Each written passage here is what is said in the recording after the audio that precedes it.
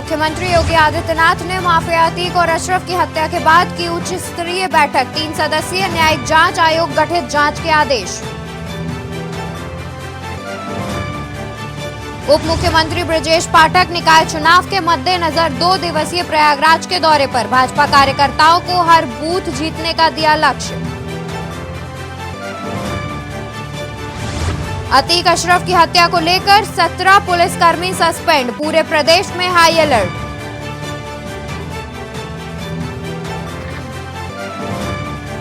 Mafia Atiq Ahmed और अशरफ की गोली मारकर हत्या, घटना को अंजाम देने वाले 3 आरोपी गिरफ्तार।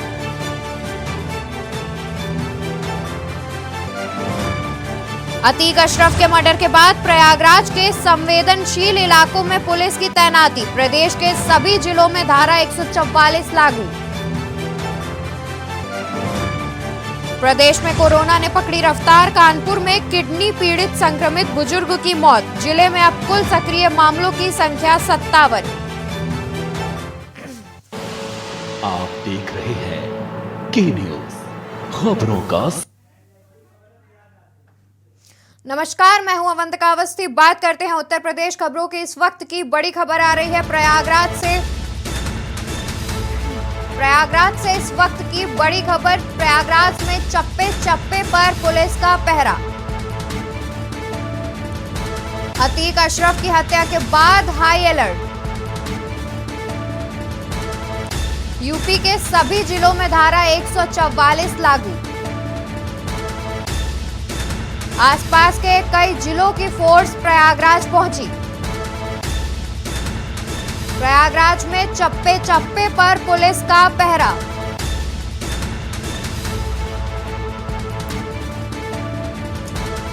अतीक अशरफ की हत्या के बाद हाई अलर्ट। यूपी के सभी जिलों में धारा 144 लागू।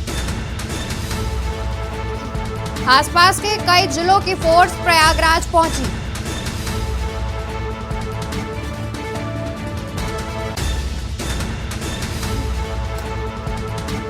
अतीक अशरफ की हत्या के बाद प्रयागराज समेत कई जिलों में हाई अलर्ट।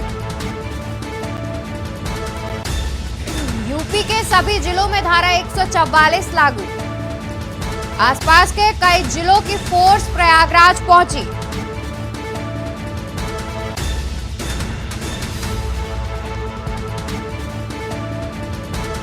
अतीक अशरफ की हत्या के बाद हाई अलर्ट। यूपी के सभी जिलों में धारा 144 लागू।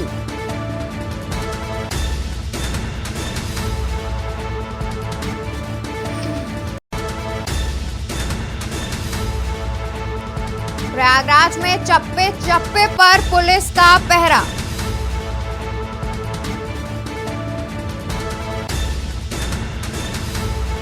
यूपी के सभी जिलों में धारा 144 लागू।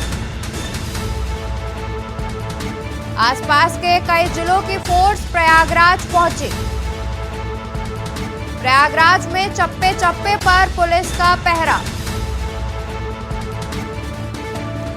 आपको बता दें कि प्रयागराज के कॉलविन हॉस्पिटल में जांच कराने के दौरान माफिया अतीक अहमद और अशरफ की गोली मारकर हत्या कर दी गई थी।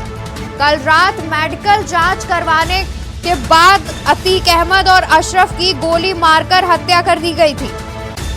दोनों को 5 दिनों की रिमांड पर लाया गया था। पुलिस उनसे पूछताछ कर रही थी। इस बीच मेडिकल कॉलेज के पास दोनों की हत्या कर दी गई। हत्या के बाद प्रयागराज समेत यूपी के सभी जिलों में हाई अलर्ट, साथ ही धारा 144 लागू। आसपास के कई जिलों की फोर्स प्रयागराज पहुंची। प्रयागराज में चप्पे चप्पे पर पुलिस का पहरा। अतीक अशरफ की हत्या के बाद हाई अलर्ट। यूपी के सभी जिलों में धारा 144 लागू। साथ ही आसपास के कई जिलों की फोर्स प्रयागराज पहुंची। प्रयागराज में चप्पे चप्पे पर पुलिस का पहरा। अतीक अशरफ की हत्या के बाद प्रदेश में हाई अलर्ट। सभी जिलों में धारा 144 लागू।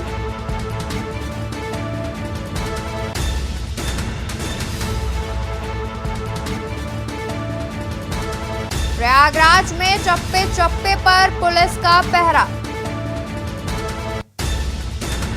अतीक अशरफ की हत्या के बाद हाई अलर्ट। इस खबर पर ज्यादा जानकारी के लिए हमारे साथ संवाददाता प्रवेश शर्मा जुड़े हुए हैं। जी प्रवेश, क्या कुछ पता चल रहा है कि हमलावर कौन थे? जी देखिए, अभी एक जांच का विषय है और जांच चल रही है, लेकिन जिस तरीके से ये हमला हुआ है, बताया जा रहा है कि वो तीनों आदमी जो है संदिग्ध परिस्थिति में आए और मीडिया कर्मी बनकर आए और उन्होंने अचानक मेडिकल जांच के लिए जा रहे अतीक अहमद और उसके भाई पे ताबड़तोड़ गोलियां चला दी। लगभग बताया जा रहा है 20 राउंड फायरिंग हुई है, लेकिन हैरान करने वाली बात यह है कि पुलिस की मौजूदगी में ये सारी घटना को अंजाम दिया गया और ये पुलिस ने उन तीनों व्यक्तियों को गिरफ्तार कर उनसे पूछताछ कर रही है। और थोड़ा मुझे लगता है कि ये जांच का विषय है। पुलिस थोड़ी देर में इस बात का खुलासा कर देगी कि कौन है या किन किन परिस्थितियों में इन्होंने अतीक अहमद और उसके भाई पर हमला किया है। मैं आपको बता दूं, सूत्रों के हवाले से ये खबर जरूर आ रही है कि बताया जा रहा है कि तीनों किसी न किसी रूप में अतीक अहमद के सताए हुए थे। बताया जा रहा है कि तीनों के साथ कोई पुरानी रंजिश थी जिसको लेकर ये हत्या को अंजाम दिया गया। जी, साथ ही पुलिस प्रशासन की सुरक्षा व्यवस्था पर गंभीर सवाल खड़े होते हैं। इस पर क्या कुछ कहना है? जी बिल्कुल, इस पे कोई दो राय नहीं है, क्योंकि जब अतीक अहमद और उसके भाई को ले जाया जा रहा था तो पुलिस की नैतिकता थी, जिम्मेदारी थी और एक कहा जाए तो पूरी जो व्यवस्था करनी थी वो पुलिस को करनी थी। पुलिस को देखना था एक अपराधी कहें या ये कहें कि एक सजा काट रहे अपराधी को पेशी के लिए उनको 4 दिन की रिमांड मिली थी। उसके बावजूद वो उनका मेडिकल कराने ले जा रहे थे, तो पूरी व्यवस्था पुलिस को देखनी थी और पुलिस को ये ध्यान रखना था कि रास्ते में या यूं कहीं ले जाते समय कोई इस तरीके की घटना ना हो, तो उसके लिए पुलिस को तैयार रहना था। लेकिन कहीं ना कहीं पुलिस की इसमें लापरवाही रही और उनको ये समझ में ही नहीं आया। साथ ही वहां पर कई मीडिया कर्मी और आम जनता भी मौजूद थी, उनकी जान को भी खतरा हो सकता था इस हमलेवर से। जी बिल्कुल, इसमें कोई दो राय नहीं है, क्योंकि जब गोलियां चलती है तो वो किसी का नाम लेके नहीं चलती है। सीधा ताबड़तोड़ 20 राउंड फायरिंग हुई है, जिसमें लगातार उन्होंने जब फायरिंग की है तो उसमें काफी लाइव चैनलों पे उनका इंटरव्यू लाइव भी चला था। लेकिन मैं आपको बता दूं, सबसे बड़ी हैरानी की बात यह कि तीनों ने बिल्कुल गन को सटाकर गोली मारी है, बिल्कुल करीब से गोली मारी है, जिस वजह से किसी अन्य व्यक्ति को कोई हताश नहीं हुई। लेकिन मैं आपको बता दूं, पुलिस वाले एक या दो पुलिस वालों की घायल होने की खबरें जरूर आ रही हैं। जी, साथ ही इनके गले में आईडी दिख रही है, तो क्या ये मीडिया कर्मी मतलब फर्जी मीडिया कर्मी बनकर आए थे?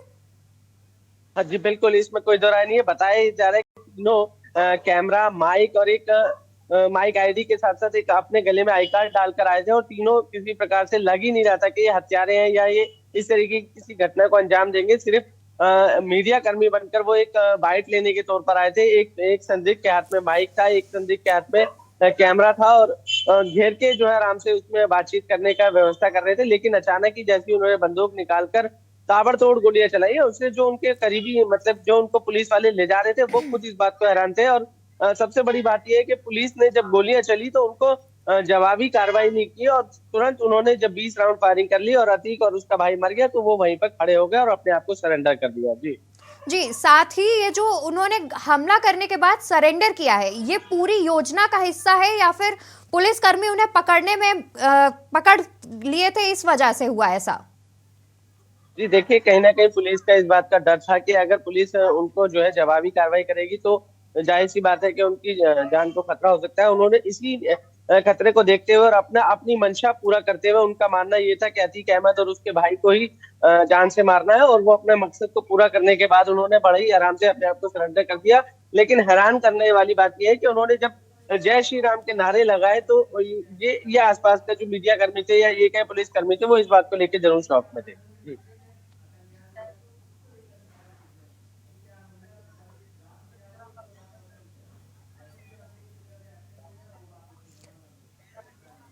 साथ ही पुलिस प्रशासन या फिर जितने भी हमारे अधिकारी वो किस प्रकार से इस पे कार्रवाई कर रहे हैं, क्या कुछ अपडेट अभी तक इस पर आई है? जी देखिए, मैं आपको बता दूं, तीनों को गिरफ्तार कर लिया गया है और थोड़ी पूछताछ के बाद उनको कोर्ट में पेश किया जाएगा, जिसके बाद पुलिस कोर्ट में ये बताएगी कि तीनों को आइडेंटिफाई किया जाएगा। तीनों का नाम, शहर और किस मकसद से आए थे, उनकी योजना क्या थी, उसको लेकर वो खुलकर कोर्ट में बात करेगी और उसके बाद ही ये खुलासा हो पाएगा कि तीनों ये कौन से ये साजिश थे, हत्यारे थे, या पहले से सुनियोजित उनका जो प्रायोजित कार्यक्रम था उसके लिए उन्होंने कोई बड़ी रणनीति या योजना तैयार की थी, या स्वयं सिर्फ एक अपने दिमाग को माइंड मेकअप करके मीडिया कर्मी बनकर उन्होंने फायरिंग की थी। ये एक जांच का विषय है और पुलिस जब इस सारी जांच को कर लेगी तो उसके बाद ये खुलासा हो जाएगा। जी जी, साथ ही बताया जा रहा है कि हमलावर अपना नाम बनाने के लिए उन्होंने इस हमले को अंजाम दिया है, तो क्या ये सच है या फिर इसके पीछे अतीक अहमद से पुरानी कोई रंजिश है हमलावरों की? जी, देखिए, सूत्रों के हवाले से जो खबर चल रही है या खबरें सामने आ रही है उसमें एक बात तो स्पष्ट हो रही है कि बताया जा रहा है कि ये तीनों कहीं ना कहीं अतीक अहमद के सताए हुए थे। कोई ना कोई ऐसा उनकी जमीन का मामला था, या ये कहें कोई ऐसी रंजिश थी जिसको लेकर ये तीनों सताए हुए बताए जा रहे हैं। लेकिन अभी फिलहाल मैंने आपसे पहले ही कहा कि ये एक जांच का विषय है। पुलिस अभी जांच करेगी, तीनों के बयान लेगी, उसके बाद पुलिस इस बात का खुलासा कर देगी कि तीनों ने ये जो पूरा कार्यक्रम या ये कहें पूरी योजना बनाई है उसके लिए उन्होंने क्यों किया, या ये कहें किस इसके पीछे कौन कौन थे या कारण क्या था। वो एक अपना नाम करना चाहते थे, एक बड़े अपराधी बनना चाहते थे, या सिर्फ एक सताए हुए थे। ये दोनों का खुलासा पुलिस की जांच में हो जाएगा। जी, साथ ही हमलावरों ने हमला करने के बाद कई नारे भी लगाए, क्या उससे किसी सांप्रदायिक हिंसा को बढ़ाने की भी कोशिश की गई है? जी बिल्कुल, मैं आपको बता दूं, इस तरीके के नारे लगा के एक बात तो साफ की गई है कि कहीं ना कहीं धर्म का चश्मा चढ़ाया जा रहा है। अतीक अहमद की जिस तरीके से हत्या हुई उसको लेकर कई राजनीतिक दल और यूं कहे कि प्रयागराज में तनाव की स्थिति भी उत्पन्न हो गई थी। उसको लेकर कहीं ना कहीं राजनीतिक और धर्म का जो चश्मा चढ़ाया जा रहा है, जिसमें ये दिखाया जा रहा है कि अतीक अहमद एक अलग धर्म के विशेष धर्म के समुदाय से आते हैं और जिन्होंने मारा है वो अलग विशेष समुदाय से आते हैं। तो ये दोनों बातें कहीं ना कहीं तनाव की स्थिति उत्पन्न कर रही है, और ये ऐसा हो सकता है कि कहीं ना कहीं ये सुनियोजित हो और ये पहले से सोच समझ के किया हो। जी, साथ ही पुलिस कर्मियों को सस्पेंड करने की खबर आ रही, इसके अलावा अन्य कोई कार्यवाही अभी तक क्या की गई है? जी, अभी सिर्फ जो उनको ले जाए, जिनके संरक्षण में अतीक अहमद और उसके भाई को रखना था, जिनकी जिम्मेदारी थी, उनके ऊपर लापरवाही का मामला बना है और उनको सस्पेंड किया गया है। लेकिन अभी फिलहाल देखने वाली बात यह है कि ये सारी जो घटना घटी है इसके पीछे कारण क्या है, और ये एक जांच का विषय है। जांच होने दीजिए, थोड़ा सा इसमें ये स्पष्ट हो जाएगा कि पुलिस ये स्पष्ट कर देगी कि इन तीनों ने किस कारण से या ये किन वजह से इसकी अतीक अहमद और उसके भाई की हत्या की है। जी, साथ ही क्या हत्याकांड के बाद जो अतीक अहमद की पत्नी है उनका कुछ पता लग पा रहा है? जी देखिए, कल जब अतीक अहमद के बेटे को दफनाया जा रहा था तो वहां पर ये मंशा लगाई जा रही थी, पूरी मीडिया तैयार थी, पूरे पुलिस प्रशासन तैयार था। वहां पर इस बात का इंतजार हो रहा था कि बेटे को जब सुरते खाक किया जाएगा तो हो सकता है कि उसकी माँ कहीं ना कहीं आएगी, अपने बेटे को लास्ट ये कहा जाता है कि लास्ट समय में उसको देखने की उम्मीद जताएगी और माँ होने के नाते वो आएगी। लेकिन पुलिस प्रशासन ने जो वहां पर उनके साथ जो गए थे कंधा देने, उसके अलावा जब उनको दफनाया जा रहा था तो वहां पर उनके आधार कार्ड चेक किए, नाम चेक किए, एक एक व्यक्ति की जांच की, जिसको लेकर उनके साथ आए हुए लोगों में रोष भी था। लेकिन अतीक अहमद की पत्नी वहां पर नहीं पहुंची। ये एक अपने आप में बहुत बड़ा सवाल है।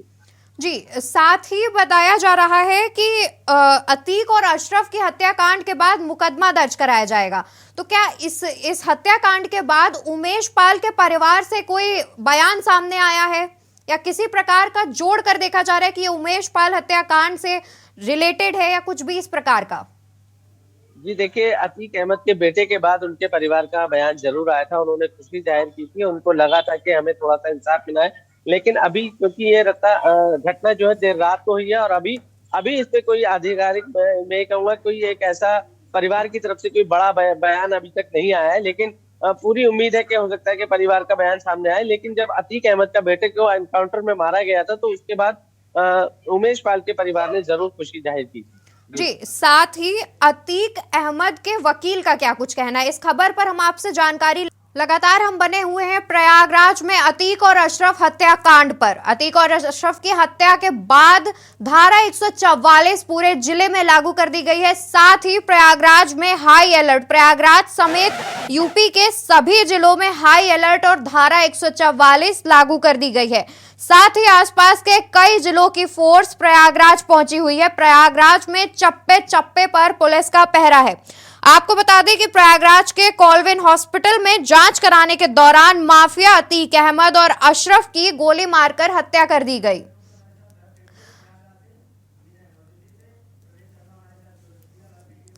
इसी खबर पर ज्यादा जानकारी के लिए हमारे साथ संवाददाता भरत सेठी लखनऊ से जुड़े हुए हैं। जी भरत, क्या कुछ कहना है वकील का? अतीक के वकील का क्या बयान सामने आ रहा है? देखिए, अतीक के जो वकील थे उनका साफ तौर पर यही कहना था कि ये सुरक्षा को कम कर दिया गया था, ये कहीं ना कहीं सोची समझी साजिश है। वही तमाम जो विपक्ष है वो भी सरकार पर सवाल निशान खड़े कर रहा है सुरक्षा कानून व्यवस्था को लेकर। जिस तरीके से लगभग 10 बजे से 10:30 के बीच इस घटना को अंजाम दिया गया, पुलिसकर्मी अतीक के साथ में थे, मेडिकल के लिए हॉस्पिटल लेके पहुंचे थे, वहां से निकल रहे थे और साथ जैसे ही मेडिकल से निकलते हैं वहां पर मीडिया कर्मी के रूप में 3 लोग पहुंचते हैं और ताबड़तोड़ फायरिंग शुरू कर देते हैं। सबसे पहले जो फायरिंग होती है वो अतीक के ऊपर होती है, उसके बाद अशरफ को निशाना बनाया जाता है। इस घटना के बाद से प्रयागराज से लेकर लखनऊ तक और लखनऊ से लेकर दिल्ली तक जो अधिकारी है घंटियां बजने शुरू हो जाती है, तमाम बैठकों का दौर शुरू हो जाता है। मुख्यमंत्री योगी आदित्यनाथ के 5 मार्च रात को तमाम जो बड़े नाम है डीजी और स्पेशल डीजी पहुंचना शुरू हो जाती है। वहां पर तकरीबन 2 घंटे के आसपास तक बैठक चलती है और दिशा निर्देश दिया जाता है कि कानून व्यवस्था को लेकर तमाम जगह धारा 144 लगा दिया जाए और उसके साथ ही साथ धारा 144 लगाने तक और इंटरनेट सेवा को भी बंद कर दिया जाता है। फिलहाल इलाहाबाद की बात करें, इंटरनेट सेवा बंद कर दी गई है और पूरी धारा 144 लगा दी गई है। और पुराने लखनऊ की बात करें, पुराने लखनऊ में फोर्स को तैनात कर दिया गया है और लगातार गश्त जो चल रही है, हर सुरक्षा दृष्टि से अब गाड़ियों की चेकिंग भी हो रही है पुराने लखनऊ में। और लखनऊ की अगर बात करें, पूरे लखनऊ की बात करें तो तमाम थाने की जो फोर्सेज है उन्होंने रात भर क्षेत्र में गश्त की पूरी घटना को अंजाम देना दे सके अगर कोई दूसरी घटना को। फिलहाल अगर बात करें, योगी आदित्यनाथ ने ये भी निर्देश आपको कहा है कि कोई भ्रम न फैलाए, कोई अफवाह न फैलाए, उसके ऊपर भी कड़ी कार्रवाई की जाएगी। तमाम जो फोर्स है, जो इंटेलिजेंस है, तमाम जो उस पर नजर बना के रखते हैं जिस तरह से पूरी रात को ये घटना हुई है। वही अखिलेश यादव ने भी सवाल सरकार के ट्वीट करके साधा है कि ये किस तरह से कानून व्यवस्था है। अगर बात करें बीजेपी मंत्री हैं तो तमाम मंत्रियों के ट्वीट भी आए हैं, वहां पर उन्होंने कहा जो भी है सब यही है। फिलहाल बहुत बड़ी घटना है, पूरा यूपी स्टेट इस पूरी घटना से चर्चा में है और प्रदेश में लोक निकाय चुनाव भी है और साथ ही साथ ये इस तरह की घटना कहीं सवाल का निशान खड़े करनी कानून व्यवस्था के ऊपर भी। जी साथ ही इस खबर पर हमारे साथ हमारे संवाददाता प्रवेश शर्मा भी जुड़े हुए हैं दिल्ली से। जी प्रवेश, क्या कुछ माहौल देखने को मिल रहा है इस हत्याकांड के बाद? ये बिल्कुल, जैसे राजनीति की बात करें तो जब से ये एनकाउंटर के बाद दोनों की पेशी थी, दोनों की मेडिकल के लिए ले जाया जा रहा था, उनकी अतीक और उसके भाई की हत्या कर दी गई। तभी से मैं देख रहा हूँ कई राजनीतिक दल इसको धर्म के चश्मे से देख रहे हैं और उसको जोड़कर जो है कई तरीके के बयान दे रहे हैं, जिसको लेकर कहीं ना कहीं तनाव की स्थिति उत्पन्न ना हो जाए। इसी वजह से धारा 144 यूपी में विशेष तौर पर सभी जिलों में लगा दी गई है। लेकिन मैं आपको बता दूं कि अतीक और उसके भाई की हत्या के बाद से सबसे बड़ी बात जो सामने आ रही है वो यही आ रही है विशेष प्रवेश, इस पर हम आपसे और भी जानकारी लेंगे। आप देख रहे हैं के न्यूज, खबरों का। नमस्कार, मैं हूं अवंतिका अवस्थी। लगातार हम बने हुए हैं प्रयागराज हत्याकांड पर। अतीक और अशरफ की गोली मारकर हत्या कर दी गई थी, जिसके बाद यूपी के सभी जिलों में हाई अलर्ट समेत धारा 144 लागू। सूत्रों के हवाले से बड़ी खबर आ रही है, सीएम योगी ने आज के पहले से तय कार्यक्रम टाले। सीएम आवास पर किसी के आने जाने पर रोक। मुख्यमंत्री योगी आज प्रयागराज पर रिपोर्ट लेंगे। सीएम योगी ने आज के पहले से तय कार्यक्रम टाले। सीएम आवास पर किसी के आने जाने पर रोक। मुख्यमंत्री योगी आज प्रयागराज पर रिपोर्ट लेंगे। हर 2 घंटे की रिपोर्ट देने के निर्देश दिए गए हैं।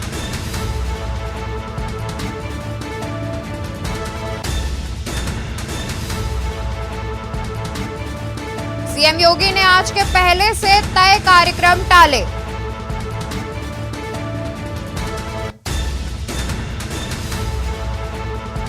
इस खबर पर ज्यादा जानकारी के लिए हमारे संवाददाता भरत सेठी जुड़े हुए हैं। जी भरत, क्या कुछ अपडेट है इस खबर पर आपकी? देखिए, जब से इस घटना को अंजाम दिया गया है, मुख्यमंत्री आवास की सुरक्षा को बढ़ा दिया गया है। तमाम जो फोर्सेस है मुख्यमंत्री आवास के बाहर तैनात कर दी गई हैं और अब ये जानकारी मिल रही है कि जितने भी मुख्यमंत्री योगी आदित्यनाथ के जो कार्यक्रम थे, जो पहले से तय थे, उस कार्यक्रम को टाल दिया गया है। फिलहाल अगर बात करें, अब मुख्यमंत्री आवास के अंदर जो भी कुछ आएंगे उनके जाने पर रोक लगा दी गई है, प्रॉपर उनकी चेकिंग की जाएगी और जो आम आदमी है जो वहां पे ऐसे मिलने जाता था वहां पे अब नहीं जा पाएंगे। फिलहाल अब उनके जो मुख्यमंत्री आवास के आसपास तमाम जो पुलिस फोर्स को तैनात करने के बाद अब ये भी कहा गया जा रहा है कि अब जो भी रिपोर्ट्स बनाएंगी, जो भी रिपोर्ट वहां पे होंगी, हर 2 घंटे की जो रिपोर्ट है वो अधिकारी मुख्यमंत्री को सामने पेश करेंगे। मुख्यमंत्री पूरे मामले पर स्वयं नजर बना के रखे हुए हैं और हर 2 घंटे पर जो रिपोर्ट है वो मुख्यमंत्री योगी आदित्यनाथ के सामने आएगी। फिलहाल प्रदेश में धारा 144 लगाई गई है और तमाम सुरक्षा के जो इंतजाम है वो कर दिए गए हैं। तमाम जो फोर्सेस को भी तैनात किया गया है और इंटेलिजेंस जो टीम्स है वो भी लगातार प्रदेश में नजर बनाए रखी है। अफवाहों को लेकर जो मैसेज कोई ना करे, उस पर भी जो टीम है सोशल मीडिया पर भी नजर बना के रखी हुई है कि किसी तरह की अफवाह न फैलाए, कोई भी अफवाह फैलाता है उसके ऊपर सख्त जो कार्रवाई है वो की जाएगी। और अभी की बात करें, मुख्यमंत्री योगी आदित्यनाथ की सबसे बड़ी बात खबर जो ये आ रही है, मुख्यमंत्री योगी आदित्यनाथ के प्रदेश में जितने भी बड़े कार्यक्रम थे आज के लिए वो सब प्रोग्राम कार्यक्रम को टाल दिया गया है। जी, इसी खबर पर हम आपसे और जानकारी लेंगे, बने रहिए आप सभी हमारे साथ। आपको बता दें, सीएम आवास पर किसी के आने जाने पर रोक लगा दी गई है, साथ ही हर 2 घंटे की रिपोर्ट लेंगे सीएम योगी। लगातार हम प्रयागराज के हत्याकांड पर बने हुए हैं, साथ ही इस पर हम जानकारी लेंगे। उससे पहले मुख्यमंत्री आज प्रयागराज पर हर 2 घंटे पर रिपोर्ट लेंगे। इस खबर पर ज्यादा जानकारी के लिए हमारे संवाददाता भरत सेठी लखनऊ से जुड़े हुए हैं। जी भरत, अभी तक क्या कुछ अपडेट मिल गई है सीएम योगी को? कि जो सूत्रों थे उनके बारे में भी जो जानकारी है मुख्यमंत्री योगी आदित्यनाथ को उपलब्ध करवाने के लिए कहाँ के रहने वाले थे तीनों सूत्रों के बारे में जानकारी दे दी गई है और एक घटना की जो जिस तरह से घटना को अंजाम दिया गया है, उस समय क्या सिचुएशन थी, वो भी पूरी जो रिपोर्ट है वो मुख्यमंत्री योगी आदित्यनाथ के सामने पेश कर दी गई है। फिलहाल अगर की बात करें और हर एक रिपोर्ट पर जो अधिकारी है डीजीपी वो स्वयं मुख्यमंत्री योगी आदित्यनाथ को रिपोर्ट देंगे और सबसे बड़ी बात यह है तमाम जो पुलिस अधिकारियों को मीडिया पर बयान देने के लिए मना कर दिया गया, किसी तरीके का बयान इस मामले पर नहीं दिया जाए, नहीं देगा। अब रिपोर्ट की बात करें, रिपोर्ट पर हर रिपोर्ट घंटे की रिपोर्ट पर 2 घंटे की रिपोर्ट पर योगी आदित्यनाथ स्वयं नजर बना के रखे हैं। हर एक पॉइंट पर पूरे यूपी पर हाई अलर्ट कर दिया गया। पश्चिम यूपी की बात करें, वहां पर भी संवेदनशील जो इलाके थे वहां पर भी उनको भी अलर्ट मोड पर रखा गया है और जो जितनी भी टीम से फिलहाल उसको तैनात कर दिया गया है। कोई भी अगर अफवाह फैलाएगा उसके ऊपर भी कार्रवाई होना निश्चित है। ये पहले से ही सोशल मीडिया पर भी अगर नजर बना के रखी हुई है। अब मुख्यमंत्री योगी आदित्यनाथ कल रात से ही आवास के बाहर जो रात से ही तमाम जो फोर्सेज है उसको तैनात किया गया है और हर एक छोटी बड़ी और चीजों पर मुख्यमंत्री योगी आदित्यनाथ स्वयं नजर बना के रखे हुए हैं। जी, साथ ही हमारे साथ प्रयागराज से संवाददाता विनय मिश्रा जुड़े हुए हैं। विनय, हम आपसे जानना चाहेंगे कि उमेश पाल के परिवार की क्या सुरक्षा बढ़ाई गई है या उमेश पाल के परिवार की तरफ से अभी तक इस हत्याकांड पर कोई बयान सामने आया है? जी, आपको बता दें कि ये देर शाम जो है ये घटना कारित की गई थी जिसमें 3 बदमाशों ने इस घटना को अंजाम दिया था। इस वक्त तो मैं मौजूद हूँ मोतीलाल नेहरू कालविन अस्पताल के सामने, ये मैं मौजूद हूँ और यहाँ अगर बात करें उमेश पाल के परिजनों की तो उन्होंने जो है बाबा को जो है धन्यवाद, असद का जब कांड हुआ था गोली का उसमें उन्होंने धन्यवाद दिया था बाबा को। अब पूरा परिवार जो है कि ये कहता हुआ नजर आ रहा है कि जो जैसा करनी वैसी भरनी, इस तरीके से जो इनके जैसा इन्होंने हमारे पति को मारा था वैसे ही जो है इनके साथ ये घटना घटी है। जी, इसी खबर पर हमारे साथ दिल्ली से हमारे संवाददाता प्रवेश शर्मा बने हुए हैं। प्रवेश, हम आपसे ये जानना चाहेंगे कि क्या इस हमले पर केंद्र सरकार की अभी तक कोई प्रतिक्रिया सामने आई है?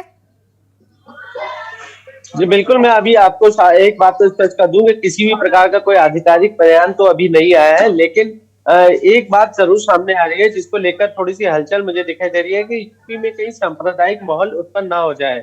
इसको देखते हुए जरूर कुछ ना कुछ जो है उत्तर प्रदेश में जो सख्ती बरती जा रही है या ये कहें कि जो भी योजनाएं बनाई जा रही है वो सिर्फ और सिर्फ इसी वजह से बनाई जा रही है कि कोई किसी प्रकार का कोई सांप्रदायिक तनाव उत्पन्न ना हो जाए। लेकिन दिल्ली में अगर बात करें तो दिल्ली में सिर्फ सूत्रों के हवाले से ये खबर आ रही है कि इस पर पूरी नजर केंद्र भी बनाए हुए हैं और वो इस बात की पल पल की जानकारी या ये कहें कि घटना की पूरी जो है पल पल की सूचना जो है केंद्र भी ले रहा है।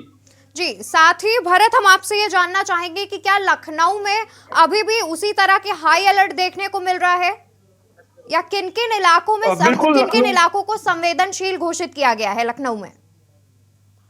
देखिए, बिल्कुल विशेष समुदाय से जो जुड़े लोग हैं उनको, पुराने लखनऊ की बात करें, वहां पर सुरक्षा का जो इंतजाम वो ज्यादा सख्त है। वहां पे तमाम रात से ही जो फोर्सेस हैं वो लगातार गश्त कर रही हैं। और पूरे लखनऊ की अगर बात करें, लखनऊ के तमाम जो मेन चौराहे हैं, जो बड़े इलाके गोमती नगर, तमाम वहां पे भी सुरक्षा के इंतजाम किए गए हैं। लेकिन अगर बात करें पुराने लखनऊ की, तो वहां पे जो सुरक्षा के इंतजाम काफी सख्त है। वहां पे तमाम जो टीम्स हैं वो भी हैं, और सिविल्स में जो सादे वर्दी में भी जो पुलिस की जो टीम्स हैं वो लगातार गश्त कर रही हैं। ये जो पुराने लखनऊ है, तमाम जो जहाँ पे लोग रहते हैं, वहां पर भी लगातार पुलिस की निगरानी है वो है कि कोई किसी प्रकार की कोई अफवाह ना फैला पाए। और संवेदनशील क्षेत्रों की बात करें तो वहां पर रात से, जब इस घटना के बाद से ही जो टीम्स को अलर्ट मोड पर रखा गया था, रात से ही टीम्स को तैनात कर दिया गया था। जी, साथ ही विनय, हम आपसे ये जानना चाहेंगे कि प्रयागराज में किस प्रकार का माहौल देखने को मिल रहा है? जी, बता दें कि इस घटना के तुरंत बाद ही पुलिस अलर्ट मोड पे आई है और प्रयागराज समेत पूरे प्रदेश में धारा 144 लागू कर दी गई है। और जो संवेदनशील इलाके हैं वहां पे चप्पे चप्पे पे पुलिस फोर्स की तैनाती की गई है। आरएएफ के जवान तैनात किए गए हैं और एलआईयू और को भी तैनात किया गया है। जी, साथ ही प्रवेश, हम आपसे यह जानना चाहेंगे कि ऐसा कुछ सामने निकल कर आ रहा है कि हत्यारों की कोई निजी रंजिश नहीं थी, इनका पाकिस्तान कनेक्शन जुड़ा हुआ देखा जा रहा है। इस पर क्या कुछ अपडेट है अभी तक? जी बिल्कुल, इसमें थोड़ा सा अपडेट अभी तक ये सूत्रों के हवाले से सामने जरूर आ रहा है कि कोई पुरानी रंजिश नहीं है। वो एक माफिया बनना चाहते थे, बड़ा नाम कमाना चाहते थे, कोई डॉन बनना चाहते थे, जिसको लेकर उन्होंने सारी घटना को अंजाम दिया है। लेकिन सबसे बड़ी बात यह है कि अभी मैं आपसे एक बात स्पष्ट कर देता हूँ कि अभी जांच का विषय है, क्योंकि जब पर्चे खुलेगी बातें और भी सामने निकल कर आएंगी। धीरे धीरे जब पुलिस पूरी जांच कर लेगी तो इसमें जो कनेक्शन जुड़े होंगे, या ये कहें कि पूरी जो योजना बनी थी उसका कारण क्या था, क्या सुनिश्चित था, सब जो है पर्चे खुलकर आएंगे और उसके बाद ही ये कहना उचित होगा। लेकिन जो है थोड़ी सी जो सूत्रों के हवाले से खबर आ रही है, वो एक बात तो स्पष्ट आ रही है कि किसी प्रकार से सताए हुए नहीं थे और ये सिर्फ डॉन बनना चाहते थे, जो इनकी मंशा है। जी, विनय, हम आपसे जानना चाहेंगे कि क्या अभी तक अतीक के परिवार से कोई सामने निकल कर आ रहा है? खबर आ रही है कि अशरफ की पत्नी ने एफआईआर दर्ज करवाई है। जी, बता दें कि अशरफ की पत्नी जो है एक तहरीर देकर धुमन थाने में जो है एक तहरीर दिया हुआ है। सूत्रों की माने तो ये सुनने में अभी आ रहा है, लेकिन अभी तक इसकी पुष्टि नहीं की गई है। और हम आपको बता दें कि ये शाइस्ता के भी पहुंचने की खबर है कि वो भी पहुंची हैं। ये सूत्रों से खबरें मिल रही हैं। हम आपको बता दें कि यहाँ चप्पे चप्पे पे जो है पुलिस फोर्स की तैनाती भी कर दी गई है, क्योंकि ये चकिया और कसारी मसारी जो इलाका है काफी संवेदनशील इलाका है। और यहाँ पे पत्थर चलने की भी सूचना है, जहाँ पर जो है पुलिस फोर्स की तैनाती कर दी गई है। जी, साथ ही पुलिस के रिमांड में थे अतीक और अशरफ जब ये हमला हुआ है, तो इस पर लेकर कोर्ट क्या कुछ कार्रवाई करेगी? पुलिस वालों पर क्या कुछ किसी प्रकार की कोई कार्रवाई की जाएगी? जी, बता दें कि इस पूरे घटनाक्रम को देखते हुए 17 पुलिस कर्मियों को सस्पेंड कर दिया गया है और यहाँ पर जो है और भी जांच की जा रही है। कि आखिर सबसे बड़ा यह सवाल है कि पुलिस को रिमांड दिया गया कोर्ट से और उसके बाद यह बड़ी घटना घटित हो जाती है। ये एक बड़ा मुद्दा है, एक बड़ा सवाल है कि आखिर इस तरीके से सुरक्षा घेरे को तोड़कर तीन जो है जो शूटर्स थे, उन्होंने जो है एक वो भी डॉन बनने की ख्वाहिश रखे हुए थे और उन्होंने जो है कार्य की है और तत्काल जो है मौके पर तीनों को जो है पुलिस ने धर दबोचा है। जी, साथ ही भरत, हम आपसे ये जानना चाहेंगे कि क्या अधिकारियों ने अभी तक इस पर कुछ बयान दिया है? देखिए, अधिकारियों का जो बयान है वो प्रयागराज से आया था कि जिस पूरी जांच की जा रही है, क्योंकि ये जिस कस्टडी में थे और उनके मेडिकल के लिए हॉस्पिटल ले जाया गया था, उसके बाद इस घटना को अंजाम दिया गया। हर एंगल से जो पुलिस की तमाम जो टीम है वो जांच कर रही है। सबसे बड़ी पहलू ये है कि ये हो सकता है कि कुछ बिल्डर्स से बड़े और कुछ जो नेता रह चुके हैं, वो जो सफेद पोस्ट है उनका नाम भी सामने आ रहा था। इनकी गिरफ्तारी के बाद तमाम जो बड़े नाम है वो सामने और उजागर हो सकते थे। हो सकता है उनकी कोई उन्होंने कोई एक रंजिश ना बनाई हो, कोई रणनीति ना बनाई हो कि इस घटना को अंजाम मिल जाए। तमाम जो एंगल से जो पुलिस की टीमें भी जांच कर रही हैं, बड़े जो बिल्डर्स हैं, बड़े जो नेता हैं, उनसे भी जो हो सकता है कि नाम उजागर होने का उनको डर था, जिसके बाद इस घटना को अंजाम दिया हो। फिलहाल हर एंगल से पुलिस जांच कर रही है, लेकिन अब उसके बाद से कोई भी पुलिस के तमाम जो अधिकारी हैं मीडिया पर किसी प्रकार का बयान नहीं दे रहे हैं। लेकिन हाँ, ये आशंका जरूर है कि कई बड़े इनपुट मिल सकते हैं, बड़ी जो जानकारी मिल सकती है कि ये जो तीनों थे वो उनके जो मेन किसके टच में थे, या उन्होंने अपने आप को फेमस करने के लिए इतनी बड़ी घटना को अंजाम दिया हो। तमाम एंगल से जो टीम्स है वो जांच करने में लगी हुई है। जी, साथ ही प्रवेश, आपसे ये जानना चाहेंगे कि क्या इस हत्याकांड पर जांच के लिए कोई अतिरिक्त पुलिस बल या कोई अन्य अधिकारी लगाया जाएगा इस फोर्स पर? जी बिल्कुल, मैं आपको बता दूं, अभी ऐसी कोई खबर सामने नहीं आ रही है, लेकिन फिलहाल पुलिस ने गिरफ्तार करके अपनी जांच शुरू कर दी है, जिसमें बस एक जो मैं सबसे बड़ी अहम बात कर रहा हूँ कि एक बात जरूर थोड़ी सी खुलकर आ रही है कि इन्होंने अपनी जो पूरी योजना बनाई थी वो सिर्फ डॉन बनने की मंशा से बनाई थी। और सबसे बड़ी हैरान करने वाली बात यह है कि पुलिस पर इसमें लापरवाही का मामला दर्ज होगा और पुलिस के कई अधिकारियों पर मुझे लगता है गाज गिरेगी, क्योंकि जो अतीक अहमद के वकील हैं विनय मिश्रा, उन्होंने मीडिया से बातचीत के दौरान एक बात स्पष्ट कही है कि जब इतनी करीब आकर गोली मारी गई है तो पुलिस कर क्या रही थी, पुलिस का सुरक्षा घेरा चक्र उन लोगों ने तोड़ा कैसे, पुलिस को इस बात का क्यों अंदेशा नहीं था या पुलिस को इस बात का ध्यान क्यों नहीं रखना चाहिए था कि इनकी जान को खतरा है। दूसरी बड़ी बात यह है कि उन्होंने डीजीपी को तलब करने की बात की है, मीडिया के सामने आकर उन्होंने एक बात को स्पष्ट और खुलकर बोला है कि इसमें डीजीपी को तलब किया जाएगा और कोर्ट के द्वारा उनसे इस बात का पूरा संज्ञान लिया जाएगा कि ये इतनी बड़ी घटना कैसे हो गई, पुलिस वालों की लापरवाही क्यों हुई। जी, साथ ही जो हमलावर हैं वो कम उम्र के बताए जा रहे हैं, तो क्या इनका कोई अलग से सरदार या लीडर कोई सामने आ रहा है? जी देखिए, ये एक जांच का विषय है। जब जांच होगी तो उसमें जरूर ये बातें सामने आ जाएगी कि ये किसी के कहने पर या किसी के इशारे पे काम कर रहे थे या ये अपना गिरोह बनाना चाह रहे थे। लेकिन फिलहाल जो सबसे बड़ी बात है, तीनों गिरफ्तार है, तीनों को पुलिस ने कस्टडी में ले रखा है और पुलिस पूछताछ कर रही है। लेकिन जो पुलिस पे लापरवाही का मामला बनेगा वो अलग बनेगा, इनकी जांच का मामला बनेगा वो अलग बनेगा। और अगर जिस तरीके से अतीक अहमद के वकील ने बयान दिया है उसको देखा जाए तो कहीं ना कहीं पुलिस के कई अधिकारियों पे गाज भी गिर सकती है। जी साथ ही विनय, हम आपसे ये जानना चाहेंगे कि जिस हॉस्पिटल में ये घटना हुई है क्या वहां पर कड़ी सुरक्षा है, क्या वहां पर मरीज अपना इलाज करने आ सकते हैं? जी, आपको बता दें कि जो घटनाक्रम यहाँ हुआ है, यहाँ पे जो है पुलिस की भी तैनाती की गई है सुरक्षा के दृष्टिगत। लेकिन आज जो है अफरा तफरी का यहाँ माहौल है, मरीजों को बिल्कुल क्यों नहीं दिक्कत होगी, क्योंकि यहाँ माहौल अलग ढंग का बन चुका है और यहाँ पे पुलिस का घेरा भी बना हुआ है। यहाँ आम लोगों को आने के लिए मनाही है और चप्पे चप्पे पे पुलिस की तैनाती कर दी गई है। जी ठीक है, आप सभी हमारे साथ बने रहिए, हम आगे भी आपसे अपडेट लेते रहेंगे। तो स्क्रीन पर सबसे पहले हम आपको तस्वीरें दिखा रहे हैं कि किस प्रकार से अतीक और अशरफ पे हमला किया गया, कितने नजदीक से गोली मारी गई है।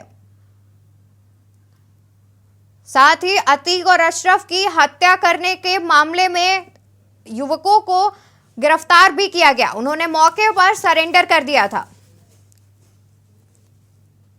साथ ही 3 आरोपी इसमें गिरफ्तार किए गए हैं।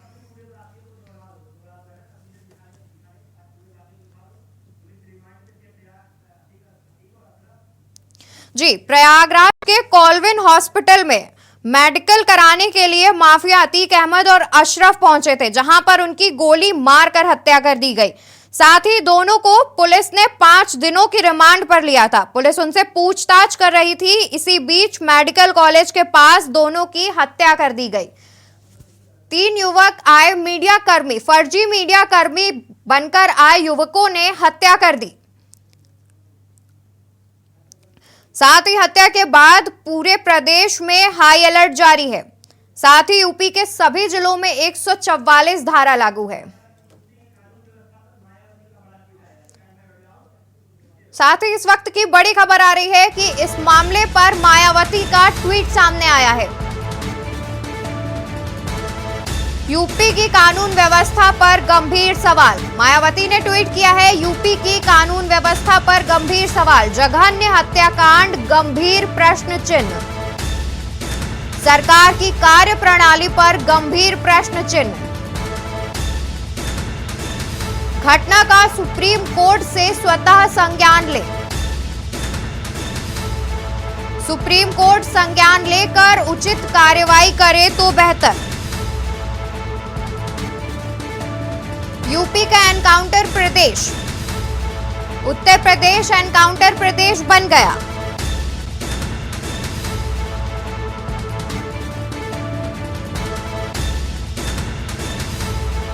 साथ ही हम आपको मायावती का ट्वीट दिखा रहे हैं। अतीक अशरफ हत्याकांड के बाद मायावती का ट्वीट सामने आया है, जिसमें उनका कहना है गुजरात जेल से अतीक अहमद व बरेली जेल से लाए गए उनके भाई अशरफ की प्रयागराज में कल रात पुलिस हिरासत में ही खुलेआम गोली मारकर हुई हत्या। उमेश पाल जघन्य हत्याकांड की तरह ही यूपी सरकार की कानून व्यवस्था व उसकी कार्य प्रणाली पर अनेकों गंभीर प्रश्न चिन्ह खड़े करती है। साथ ही मायावती ने यह भी ट्वीट किया कि देश भर में चर्चित इस अति गंभीर व अति चिंतनीय घटना का माननीय सुप्रीम कोर्ट अगर स्वतः ही संज्ञान लेकर उचित कार्रवाई करे तो बेहतर। वैसे भी उत्तर प्रदेश में कानून द्वारा कानून के राज के बजाय अब इसका एनकाउंटर प्रदेश बन जाना कितना उचित, सोचने की बात। मायावती ने प्रयागराज हत्याकांड पर ट्वीट किया है। ट्वीट कर वो योगी सरकार को घेरने की कोशिश कर रही है। साथ ही उन्होंने कानून व्यवस्था पर गंभीर प्रश्न चिन्ह खड़े किए हैं। स्क्रीन पर लगातार हम आपको मायावती का ट्वीट दिखा रहे हैं।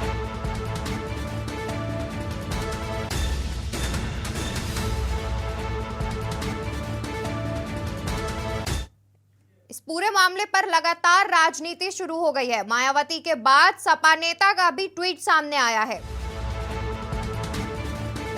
जहां वरिष्ठ सपा नेता राम गोपाल यादव का ट्वीट सामने आया है।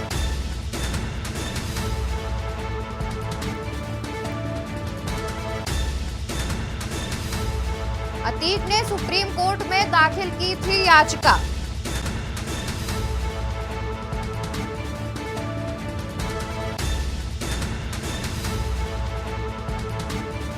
अतीक ने सुप्रीम कोर्ट में दाखिल की थी याचिका।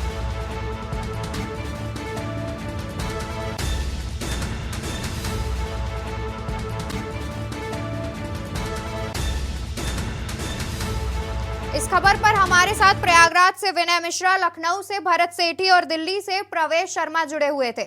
आप सभी का धन्यवाद। इस खबर पर और जानकारी आप लेते रहिए। फिलहाल शुक्रिया तमाम जानकारी के लिए। खबरों में फिलहाल इतना ही। आप बने रहिए के न्यूज के साथ।